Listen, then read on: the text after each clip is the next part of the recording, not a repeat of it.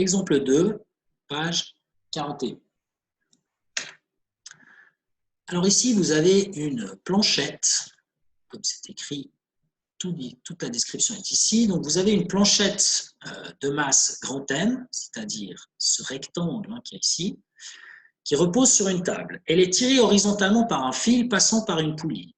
À l'autre extrémité du fil, un objet de masse petit m égale 1 kg, c'est cet objet-là, est attaché. Donc déjà, ce qu'on comprend, c'est que cet objet, il a tendance à tirer vers le bas, donc du coup, ça a tendance à tirer la planchette vers la droite sur le schéma. Le coefficient de frottement statique de la planchette sur la table est de 0,25. Donc il y a une force de frottement et cette force de frottement, elle va limiter le fait que l'objet bouge en direction de la droite, justement. Et la question, c'est que vraisemblablement, ça ne suffit pas de ce coefficient de frottement, il faut quelque chose en plus, il faut une surcharge, c'est ça qui est écrit ici. Quelle surcharge faut-il placer sur la planchette pour empêcher le glissement? C'est-à-dire qu'on va rajouter sur la planchette ce cube-là qui est un peu hachuré, qui a une masse M', qu'il faut déterminer d'ailleurs, de manière à ce que la planchette reste statique. En fait. Alors, dans cette partie-là, il y a la résolution de ce problème, qui n'est pas vraiment un problème, c'est un exemple en fait. Bon, elle est correcte, mais à mon avis, il y avait moyen de faire plus simple en fait. On va utiliser ce qui est fait ici. Alors, je dessine un petit rectangle que je vais dessiner en vert qui représente justement la planchette. Voilà. Cette planchette verte, elle subit plusieurs forces. Alors, tout d'abord, elle subit son propre poids, grand mg, qui est dirigé vers le bas. Elle subit de la part du sol une force de soutien. C'est cette force qui est appelée ici Fn. C'est en fait ce qu'on appelle, nous, le soutien. On a déjà parlé de grand mg. Alors, cette planchette, elle est tirée en direction de la droite par une force qui est représentée ici au milieu, mais qui en réalité s'applique dans le fil, ici. C'est la force de tension du fil. Alors, je vais la dessiner qu'une seule fois. Je ne vais pas la dessiner dans le fil, je vais faire comme c'est fait dans le schéma. Donc ça, c'est la force de tension ici, qui a tendance à tirer la planchette en direction de la droite. Comme il y a un coefficient de frottement avec la table, avec le sol, il y a donc une force de frottement qui va être dirigée vers la gauche. Pourquoi vers la gauche? Parce qu'en fait, la tendance de la planchette, c'est de partir contre ici. Parce qu'en fait, elle est tirée, cette planchette, par le contrepoids qui est ici et qui, lui, a tendance à partir vers le bas. Donc, comme elle ne bouge pas, ça veut dire qu'il y a une force de frottement qui va à l'opposé de cette tendance à bouger vers la droite. Donc, ça veut dire que la force de frottement est dirigée vers la gauche. Et c'est donc cette force qui est marquée ici, Ft, pardon, je vais la faire en rouge, Ft qui veut dire donc force tangente au mouvement qui est horizontal, mais qui en fait pour nous est la force de frottement, comme on l'écrit. Il reste encore une force. Pour l'instant, j'en ai dessiné que 4. Cette force qui reste, c'est la force que l'objet qui se trouve en haut, c'est-à-dire ce surpoids de masse M', il appuie en fait sur l'objet, sur la planchette que j'ai dessinée en vert. Et cette force avec laquelle il appuie, je vais la dessiner en vert en fait, pour pas qu'on la confonde avec les autres en rouge. Mais elle devrait être en rouge parce que, comme toutes les forces, elle agit sur la planchette. Cette force, elle s'applique là où il y a contact, et en fait, elle est égale au poids de l'objet de masse M'. C'est comme si vous imaginez, vous mettez votre main à la place de la planchette, vous sentez un poids qui appuie sur votre main. Vous faites écraser la main parce que justement, vous devez supporter ce poids de l'objet qui est en dessus. Donc en fait, cet objet, il subit 5 forces en réalité dans cette histoire. Donc c'est pour cela que là, on a écrit la deuxième loi de Newton. Ici, somme de ces 5 forces, eh bien, la somme de ces 5 forces est égale à la masse fois l'accélération de la planchette. Mais évidemment, comme la planchette, elle est censée être en équilibre, en équilibre, ça veut dire qu'il n'y a pas d'accélération. Donc si A égale 0, somme des forces égale MA, avec A égale 0, eh ben, ça implique que somme des forces égale 0, d'où le 0 que vous avez ici. Alors, maintenant, on va effacer un peu toutes ces couleurs, parce que là, ça devient un peu le chien.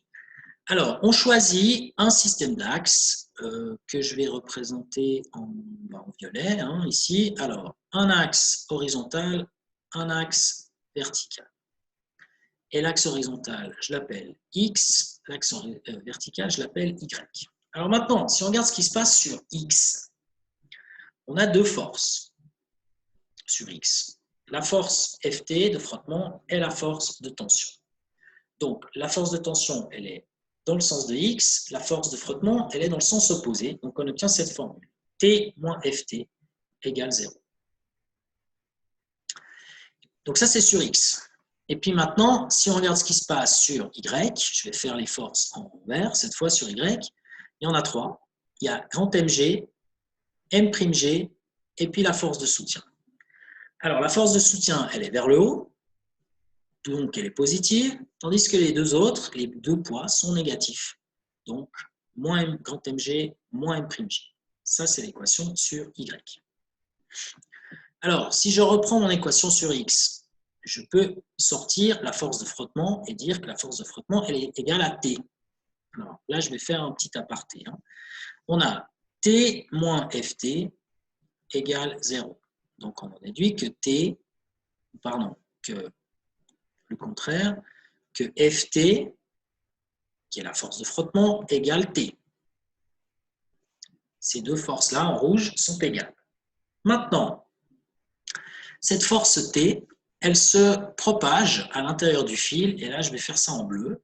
Elle se propage à l'intérieur du fil, et on va la retrouver ici. Ça, c'est la même force T du point de vue du nombre de Newton. Alors, ce n'est pas la même force T, puisqu'elle est verticale, et que celle-là, elle est horizontale, mais on a ici bel et bien que T égale T', en nombre de Newton. Et puis, cet objet qui pend, là, ce contrepoids, eh bien, il y a une force qui tire vers le bas, qui est le poids de l'objet, petit m, g. Petit m parce qu'il a une masse petit m. Et donc, comme cet objet est en équilibre, on peut écrire que T' égale mg. Donc maintenant, si T' égale mg, vous avez T égale T', vous en déduisez que T égale mg. Et si T égale mg, eh bien, on a ceci. Donc, en définitive, la force de frottement qu'il y a ici, si c'est statique, elle est égale au poids qui pend ici. Et ça, c'est ce qui est écrit dans cette équation-là. Alors maintenant, si je prends, là je vais effacer plein de choses, si je prends l'équation qui se trouve sur X, là, celle-là, et bien maintenant, j'ai envie ici d'exprimer la force de soutien. Bon, pourquoi est-ce que je veux faire ça? Parce qu'en fait, il y a un lien entre la force de soutien et la force de frottement, comme on l'a déjà vu. Donc, on va mettre à profit ce lien. Donc, on exprime la force de soutien ici. Fn, c'est la force de soutien. Et donc, pour cela, il faut passer les deux choses ici de l'autre côté. Donc, on fait plus grand Mg plus M'G. Et donc, on obtient l'expression que vous avez ici. Là. Alors, là, je fais une petite remarque parce que finalement, quand on regarde un peu tout ce qu'on a fait, je vais tout effacer parce qu'on a toutes les équations, c'est tout bon. Alors, on s'est quand même un petit peu embêté dans cette histoire, mais pas tant que ça, en considérant 2 objets différents, c'est-à-dire un objet qui est la planchette j'ai fait tout à l'heure, et puis un autre objet qui est dessus, qui est ce surpoids en fait qu'on met dessus. Mais ce qu'on aurait aussi pu faire, c'est considérer que tout ça, c'était un seul et même objet. On aurait pu considérer donc, au lieu d'en prendre deux, considérer qu'un seul, qui serait donc l'objet bleu que je dessine maintenant. Et cet objet bleu, quelle serait sa masse? Masse de l'objet bleu, ben, ce serait la masse de la planchette, grand M, plus la masse du surpoids qui est M'. Donc finalement, le poids total, le poids, il n'y a pas besoin du vecteur, le poids de l'objet bleu, ben, ce serait la masse de l'objet bleu fois G. Ce serait donc M plus M' fois J. Et là, c'est ce qu'on retrouve ici. En fait, ce qu'il y a ici, c'est le poids total de la chose. Et c'est bien ça qui compte, parce qu'en réalité, la force de frottement, elle s'exerce où? Je la dessine en rouge. Hein. En réalité, la force de frottement, elle s'exerce entre la planchette et la table.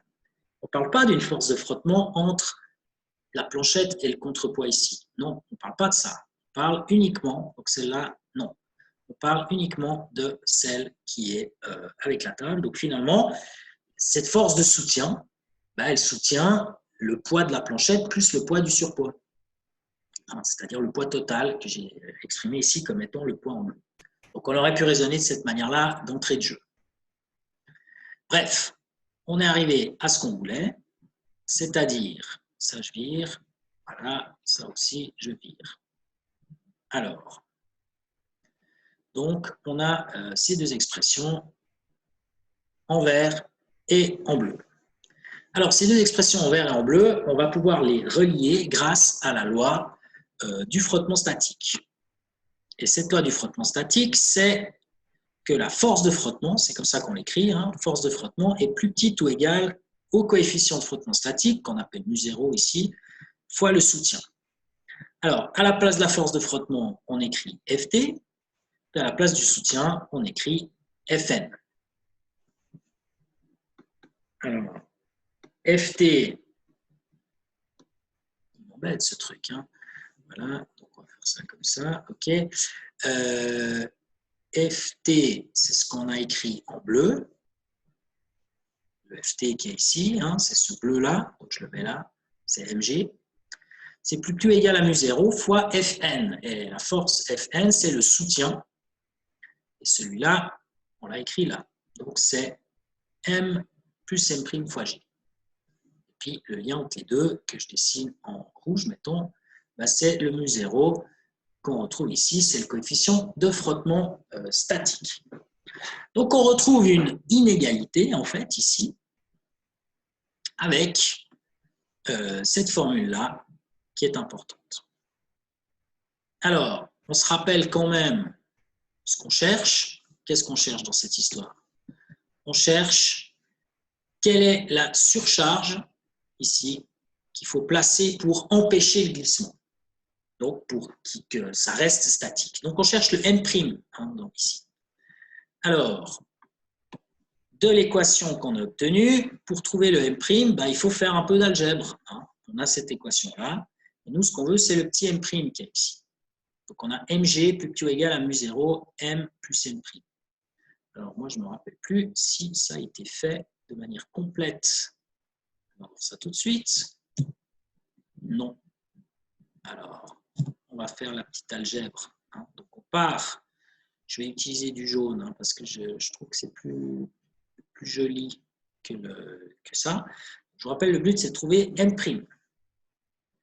Donc, j'ai Mg plus petit ou égal à mu0 fois grand M plus M' fois G. Première chose, je divise par G. G, c'est 9,81, donc on fait tomber ça. Il nous reste M qui est plus petit ou égal à mu0 fois grand M plus M'.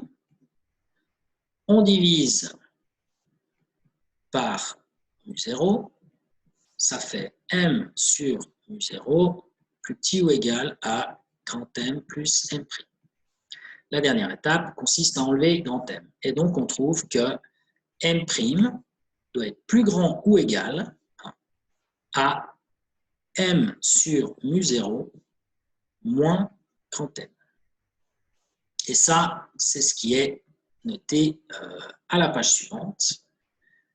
Ici, je reprends mon rouge là, hop, s'il te plaît, voilà. M' plus grand ou égal à M sur mu0 moins grand M. Donc, si on prend les valeurs qui sont données, ça fait 3,5 kg. Ça veut donc dire que pour que ça reste statique, il faut que M' soit plus grand que cette valeur. Si M' n'est pas plus grande que cette valeur, eh ben, le frottement ne suffit pas. Et donc, l'objet se met à bouger.